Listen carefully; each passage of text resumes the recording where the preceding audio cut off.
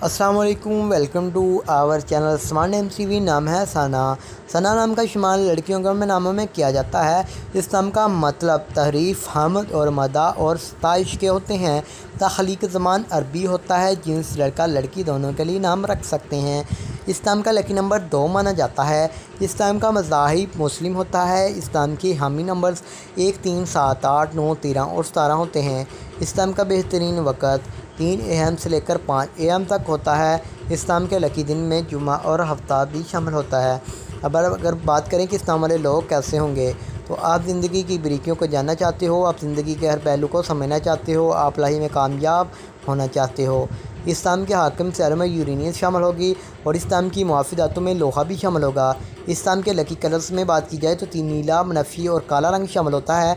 इस नाम के मुआफ़ी पत्थरों में नीलम, हकीक, दूधिया पत्थर और जामनी पत्थर शामिल होता है। तो उम्मीद करेंगे कि आज की इस वीडियो को आप लाइक करेंगे और वीडियो को दोस्तों